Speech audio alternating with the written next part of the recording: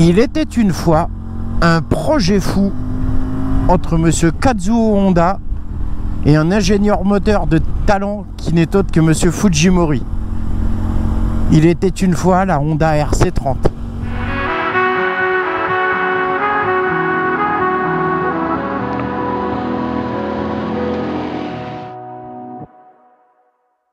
Salut à tous, bienvenue pour cette nouvelle petite vidéo et ce nouveau petit format que j'essaye de mettre en place, à savoir les bike stories, on va dire. Je sais pas trop comment appeler ces épisodes. Histoire de la moto, hein, on va pas se prendre la tête, on va faire simple. Et pour ce numéro 1, j'ai choisi de vous parler d'une moto qui n'est autre que la Honda VFR R RC30. Cette moto, elle est magique à plus d'un titre pour la simple et bonne raison que ce n'est que ni plus ni moins la première moto commercialisée qui était une réplica intégrale d'une moto de Grand Prix, à savoir la RVF, qui a gagné moult courses et j'en passe et des meilleurs. Et donc, comme je vous l'ai dit en tout début de vidéo, Kazuo Honda, qui était chef de projet de ce projet, et l'ingénieur moteur Fujimori ont décidé de se lancer dans ce projet dingue qui était de commercialiser une moto de Grand Prix.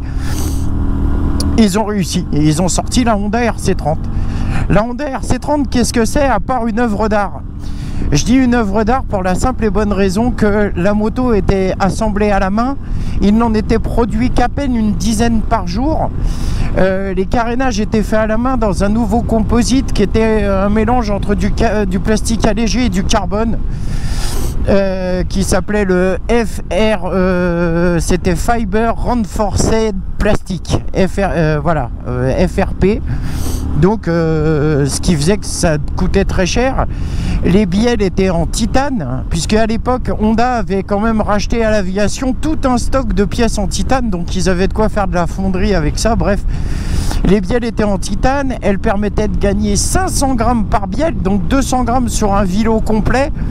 Je peux vous garantir que c'était vraiment bien, puisque ça donnait une inertie nettement supplémentaire au moteur, bien quand même que la conception d'une bielle coûtait à peu près 8 à 10 fois plus cher que sur une VFR standard. C'est vous dire, on n'était pas dans de la pièce, on n'était pas dans de la petite pièce. Bon. Donc ça, vous aviez des carters en magnésium, en option les jantes pouvaient être également en magnésium, le bras oscillant était en alu avec un système snap-on rapide de montage et démontage de jantes à l'arrière qui était un brevet déposé par Elf à l'époque où il y a eu une grosse cohabitation entre Elf Compétition et Honda. On se rappelle d'ailleurs de cette 500 de Grand Prix qui était noire aux couleurs Elf. Donc voilà, une moto magique, une moto de luxe, une moto, faut savoir aussi également que le cadre en aluminium était assemblé à la main et toutes les soudures étaient faites également à la main. Et ensuite, vous aviez sur le cadre les initiales et donc la signature de l'ingénieur, plutôt du technicien de maîtrise, qui avait fait les soudures du cadre. Entre autres. Donc c'était vraiment une arme ultime. Cette moto a été présentée en juillet 87 aux 8 heures de Suzuka, puis commercialisée en septembre de la même année.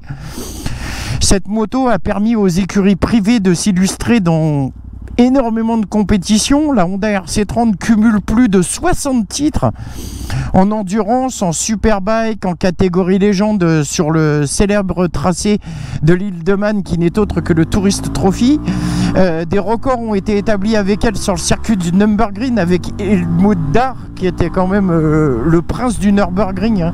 Il a tombé un nombre de records incalculables.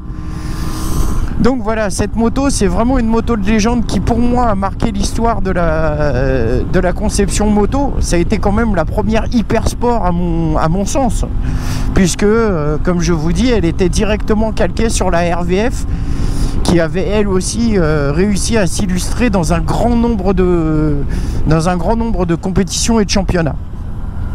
D'ailleurs, vous n'avez qu'à voir, je vais vous mettre quelques photos dont celle-ci, où vous voyez une RC30 à côté d'une RVF, c'est les mêmes. Ils avaient vraiment calqué les mêmes.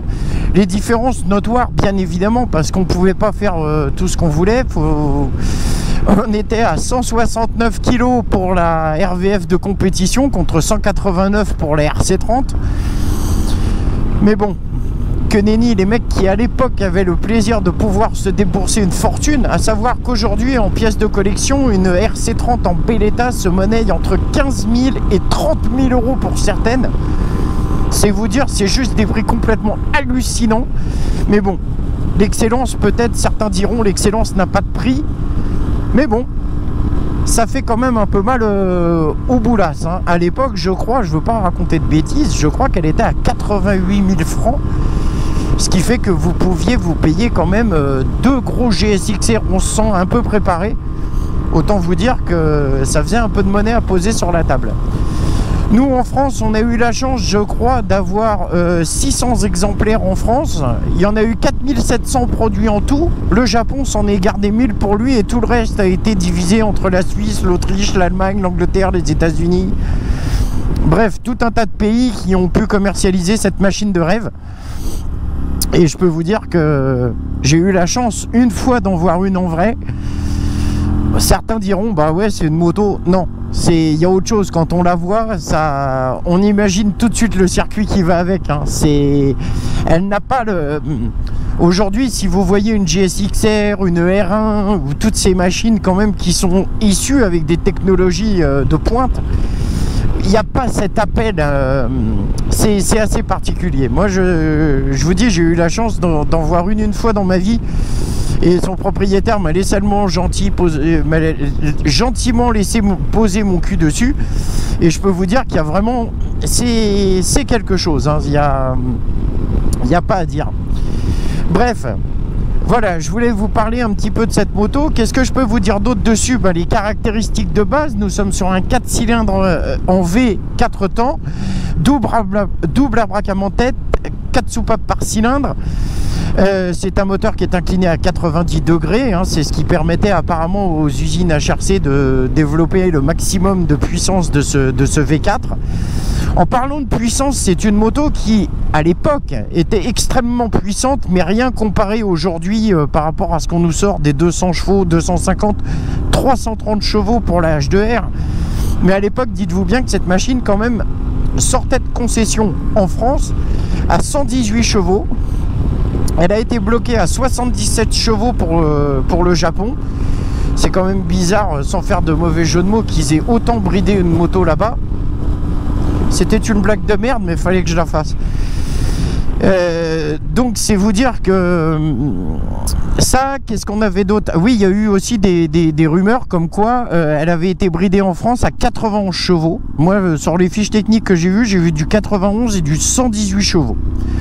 HRC avait développé deux kits, le TTF1 qui était un kit qui permettait de monter la machine à 135 chevaux et un autre kit dit entre guillemets de base qui la mettait à 121 chevaux. Donc autant vous dire que pour une bécane qui faisait 180 kg à l'époque, ça commençait à chier dans le ventilo. C'est avec surtout une partie cycle ultra affûtée. Bref, une machine de dingue. Et ceci dit, les équipementiers avaient quand même fait d'autres pièces qui permettaient également d'améliorer encore les performances. Je crois qu'on pouvait changer le système de carburation qui d'origine était un système de carburation confié à Kiinin en 38 mm sur une rampe de 4 carbus bien évidemment. Donc voilà. Je voulais absolument vous parler de cette machine pour ouvrir cette petite page historique de la moto mondiale, on va dire. Car je crois que la RC30 dans l'histoire de la moto est vraiment quelque chose d'assez impressionnant en termes de développement et en termes de tout ce que l'on peut penser.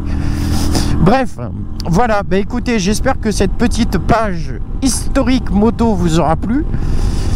Comme vous le savez, je fais mes prises one shot, donc il n'y a pas de montage. Désolé s'il y a des petits bafouillis, des petits machins. Je n'écris rien si ce n'est que quelques petites notes ici qui me permettent d'éviter d'avoir des trous de mémoire pendant que je roule.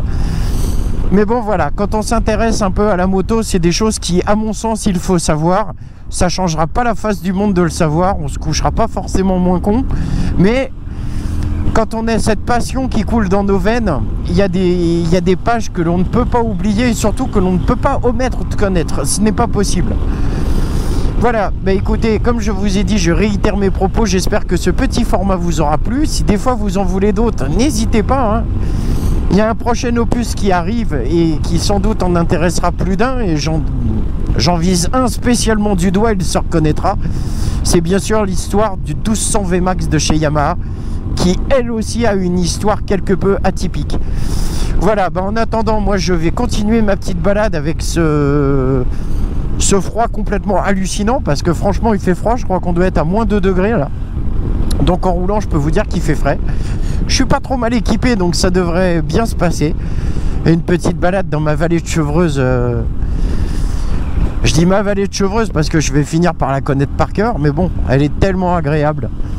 Ces routes sont tellement accueillantes et propices à la balade que ça n'est que du top.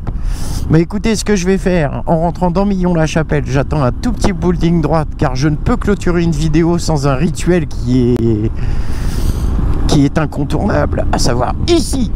Je vais vous dédicacer ce cœur à vous et ainsi qu'à mes filles. Je vous dis à tous à très bientôt. Je vous garde un petit peu avec moi pour profiter de la balade et je vous dis à très bientôt. Salut, salut!